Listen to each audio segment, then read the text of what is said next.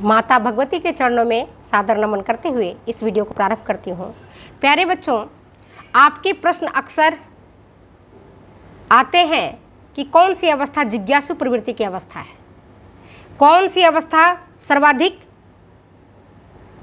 वृद्धि और विकास की अवस्था है, किस अवस्था में वृद्धि और विकास बड़ी तेज़ी से होता है। इस तरह के प्रश्न अक्सर आप पूछते हैं। तो चलो आज आप लोगों का इन्हीं बातों को ध्यान में रखते हुए मैं आपको अपनी इस वीडियो के माध्यम से आपको बता रही हूँ।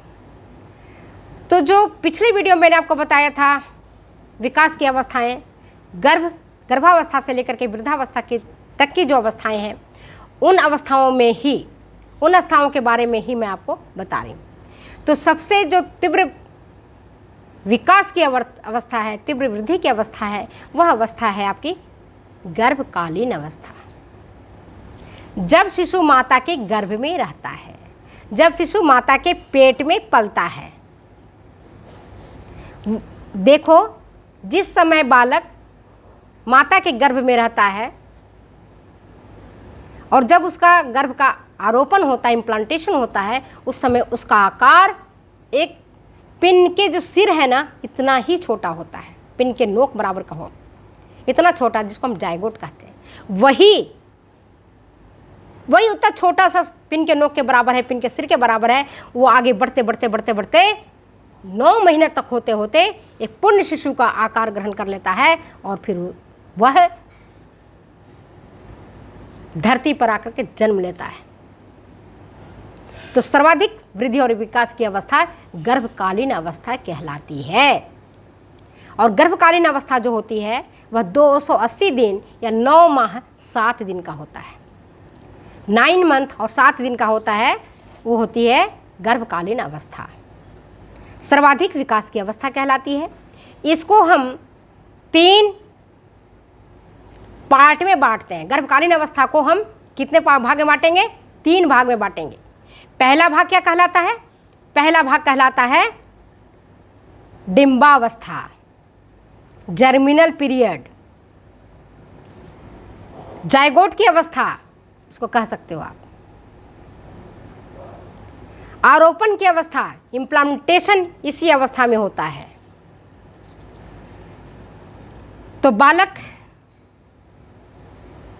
माता के गर्भ में जब मां को गर्भ ठहरता है तो यह अवस्था डिंबावस्था कहलाती है।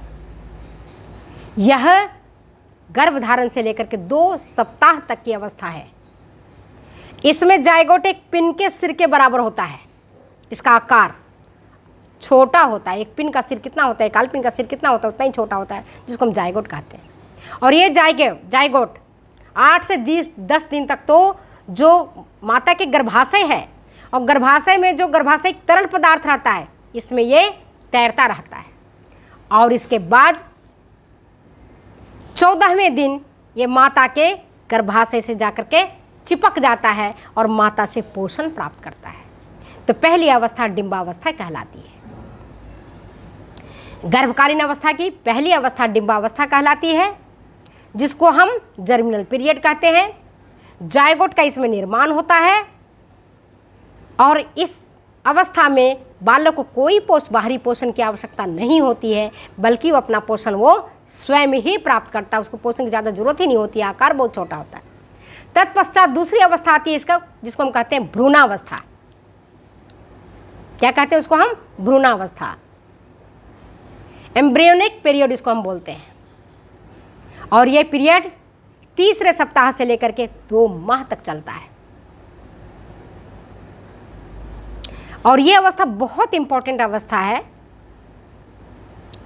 और ये डिंबा अवस्था की समाप्ति के बाद प्रारंभ होता है और 2 माह तक चलता है। मतलब दूसरे सप्ताह से लेकर के ये 2 माह तक चलने वाली अवस्था होती है। और अब जो हम गर्भस्थ शिशु है उसको हम कहते हैं भ्रूण, एम्ब्रियो। और इसमें विकास की गति बड़ी तेज होती है। इसी अवस्था में बालक के तीनों पार्ट, बाह्य पार्ट, मिडिल पार्ट और अंतः पार्ट, परत जिसको कह सकते हो आप, एक्टोडर्म, मेजोडर्म और एंडोडर्म, ये तीनों बनने लगते हैं। तो जो बाह्य परत है एक्टोडर्म, इससे बनता है त्वचा, इससे बनता है नाखून, बाल, इससे बनते हैं। ठीक है ना, नाखून, त्वचा, बाल बाहरी परत से बनते हैं, जिसको हम कहते हैं एक्टोडर्म। इसके बाद बीच का परत, त्वचा के नीचे वाला भाग, मेजोडर्म से बनता है, और मांसपेशियाँ मेजोडर्म से बनती हैं।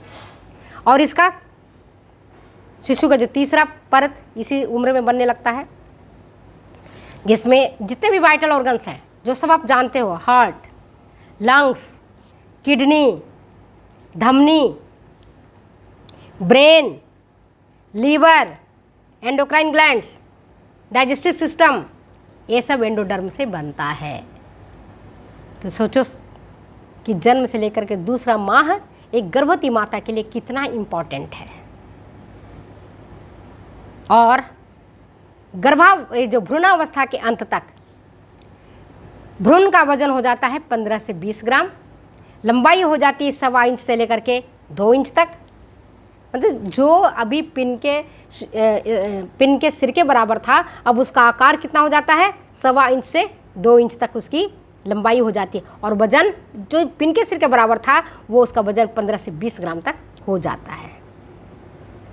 और हार्ट बीट स्टार्ट हो जाता है, लेकिन उसको सुन नहीं सकते हो। अगर एग्जामिनेशन में आता है ना कि हार्ट बीट कब से स्टार्ट हो जाता है, तो आप बताओगे एम्ब्रियोनिक पीरियड से, भ्रूणावस्था से ही हार्ट बीट स्टार्ट होता है। But we can't here.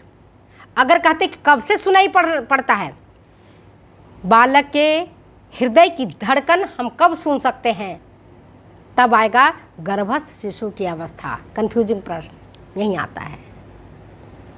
गर्भस्थ शिशु की अवस्था, पीरियड ऑफ फिटस जिसको हम कहते हैं, यह शुरू होता है तीसरे महीने से लेकर के जब तक शिशु का जन्म नहीं हो जाए। 3rd मंथ से लेकर के शिशु जन्म तक की अवस्था को हम कहते हैं गर्भस्थ शिशु की अवस्था। और इसमें जो अंग बन चुके हैं शिशु के, अब उनका विकास होने लगता है, जैसे हार्ट, किडनी, लंग्स, ब्रेन,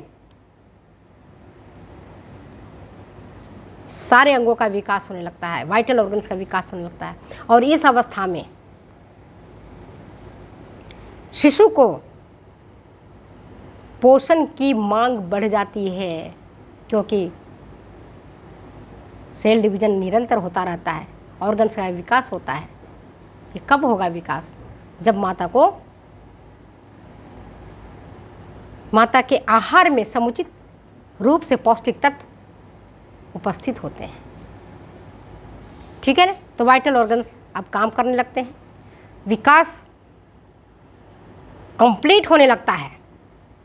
और अगर किसी शिशु का जन्म 7वें माह में हो जाए, तो वह शिशु सर्वाइव कर सकता है, जन्म होने के बाद भी जीवित रह सकता है।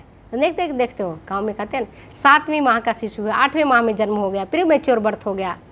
हालांकि जीने की संभावना कम हो जाती है, लेकिन अगर उनका अच्छी प्रकार से देखभाल किया जाता है तो कई शिशु जीवित भी रह जाते हैं। 7वें माह से उनकी जो विकास की अवस्थाएं वो ठीक हो जाती हैं और वो जीवित हो जाते हैं। ठीक है, 7 माह के बाद भी शिशु का अगर जन्म होता है तो वो जीवित रह सकता है।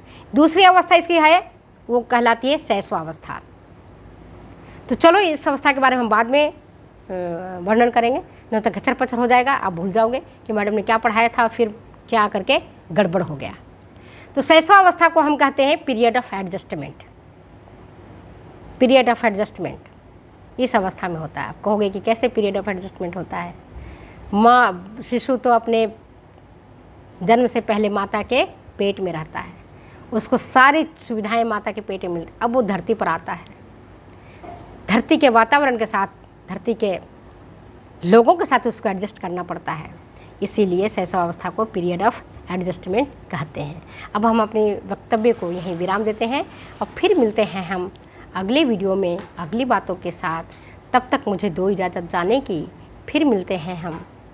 और अगर ये वीडियो आपको अच्छी लगती है तो प्लीज़ शेयर करें, कमेंट करें, सब्सक्राइब करें, लाइक करें। लाइक करना बिल्कुल नहीं भूलें।